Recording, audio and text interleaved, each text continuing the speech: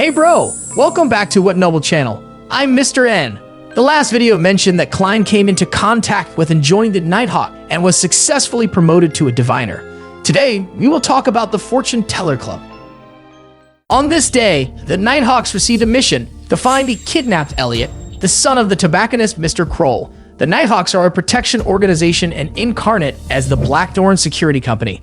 However, they occasionally take on ordinary tasks to earn some extra money, and this time is no exception. Klein co-produced with Sequence 8 Midnight Poet Leonard Mitchell. Two Nighthawk teamed up to handle an ordinary kidnapping case, and the task was completed very simply. But at night, Klein dreamed of the Antigone's family notes. He opened the page and read The Fool with a line below, "Everyone will die, including me." Klein was suddenly awakened. He made some inferences and divination. Surprisingly, there were clues about the Antigone's family notes opposite the room where the kidnapper was. Klein immediately got out of bed and went to the company to inform the captain of the matter. The members set off immediately, but no notes were found in the house, only clues about Real Big. With everyone's efforts, part of the truth about the notes was finally restored. Real Big was a descendant of the Antigone's family. On that day, the original owner of the body, Klein, was bewitched by the Antigone's family notes and sent the notes to Real Big's residence. Klein suddenly realized that part of his memory loss was due to the influence of the notes, but he always felt that the truth of the matter was far more complicated than that, and there was a greater conspiracy hidden behind it. There were clues in the notes, and Beckland Parish paid great attention to it and sent sealed Artifact 2049 to Tingus City, hoping to catch Real Big as soon as possible and find the Antigone's family. The note-taking incident has come to an end for the time being. Klein resumed his daily life and often went to the Fortune Teller Club in his spare time. After all, the drinks in the club were free and the meals were only at cost. On this day, Ms. Anna was very worried because her fiance's car had not returned for a long time. She came to the club and asked Klein for divination. The first business was very important for accumulating reputation. Klein put down the free coffee in his hand and used various divination methods. Her fiancé, Mr. Joyce, was shipwrecked and had just arrived home. Anna returned home half confidently and saw her fiancé return.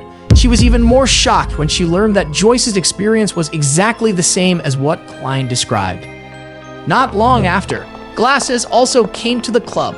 Last time he was reminded by Klein to cure his lung disease in time, so he admired Klein deeply. Facing a major investment this time, Glasses approached Klein again and asked him to divine the risks involved. Klein used an astrolabe for divination and discovered that Lannerwas, who was raising funds, was unreliable and the investment risks were extremely high. Graces fell into silence, opening his mouth several times and then closing again. Graces thanked him and returned home. After much thought, he still didn't want to miss this opportunity, but his trust in Klein made him decide to reduce the investment amount to 1 or 3 of the original.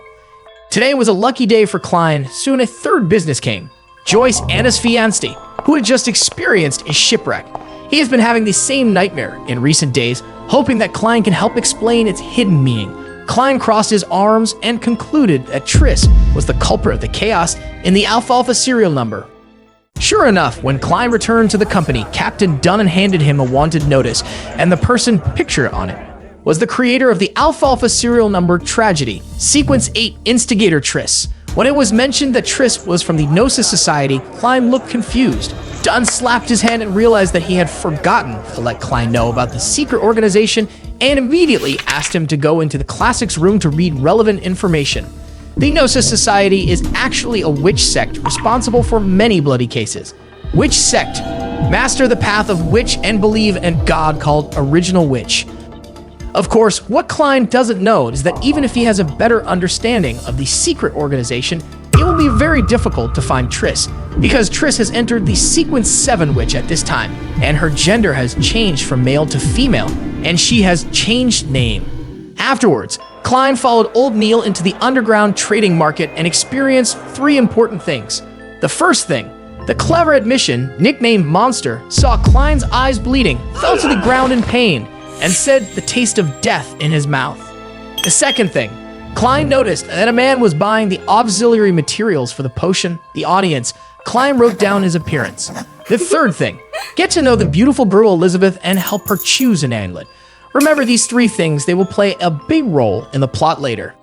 The next day, sealed Artifact 2049 finally arrived in Tingen City, along with 3 extraordinaries from the Becklin Parish. Captain Dunn told him to do arm extension exercises at all times, otherwise his life would be in danger. As soon as he finished speaking, Klein felt that his thoughts and movements had become stiff, as if they were rusty. Dunn pushed his shoulder and Klein returned to normal. It turns out that the sealed object is called Antiguan's Puppet, which can make the movements of humanoid creatures within 5 meters around it stiff. However, this item is extremely useful for finding the whereabouts of Real Big, the descendant of Antigones, and it quickly leads everyone to a warehouse. Leonard suspected that members of the Secret Order might be ambushing nearby in pursuit of Antigone's relics, so he asked Klein to conduct a divination. As soon as Klein announced the divination results, an orange fireball flew toward everyone and exploded. The swallowtail bat clown jumped out and landed on 1 foot. He was elusive and had strange moves, but the Nighthawks were not easy to bully. The 6 of them acted together and cooperated perfectly, quickly controlling the clown. When he was about to kill him with demon-hunting bullets, screams came from the warehouse, blocking the killing action. The swallowtail bat clown took this opportunity to escape and disappear without a trace. The 6 Nighthawks stared closely at the monster in the warehouse. The monster in the warehouse was covered in gray rot-like viscous liquid, and its broken bones fell out from under its skin. It looked nothing like a human being, but the all-ceramic dentures exposed in his mouth showed that he was the out-of-control Real Big. He was far more powerful than the swallowtail bat clown, and it took 6 people to work together to remove the note from his body. The monster exploded, and all 6 Nighthawks were knocked away by the impact and fell heavily to the ground. Klein landed right near the sealed object, and his thoughts and movements suddenly froze. At this moment, he suddenly thought of the transfer ritual and activated the ritual to return himself to normal. He was just about to relax and rejuvenate his muscles when the swallowtail bat clown came. The clown mistakenly believed that he was still under the influence of the puppet and asked Crane to dedicate the Antigone's family notes in exchange for saving him. Klein pretended to agree and nodded slowly when he came closer. Shooting with a revolver one after another, the gunshots rang out. The clown fell to the ground and rolled to avoid, but rolled near the sealed object, his limbs stiff as a puppet. Klein took the opportunity to shoot again, killing the clown. Klein breathed a long sigh of relief, quickly ran to the other Nighthawks, and gave them the potion to drink. When he turned around and came to Leonard, he suddenly stood up quickly. He looked at Klein and raised the corners of his mouth. You know, there are many special people in this world, such as you or me. But why? But it's more important to save everyone. Klein no longer struggled with why his injuries were so minor. Captain Dunn examined the monster's flesh and blood and speculated. Real Big used an ancient ritual to absorb the power of the note. Unfortunately, it was interrupted midway and he lost control and became a monster. Klein looked solemn and nodded heavily, thinking that the danger faced by the Nighthawks would be deeper. In this way, Klein led the Nighthawks to successfully retrieve the notes, and Real Big's matter came to an end temporarily. But as the information expands, more and more people and things are involved. This means that there may be a bigger conspiracy behind this note. How do the Nighthawks find the transgendered tribes? At this time, Klein continues to live in the Fortune Teller Club. What kind of magical encounter will he encounter in the future? If you want to know the follow-up plot, please remember to subscribe to my channel and I will continue to explain the follow-up plot to you in the next issue.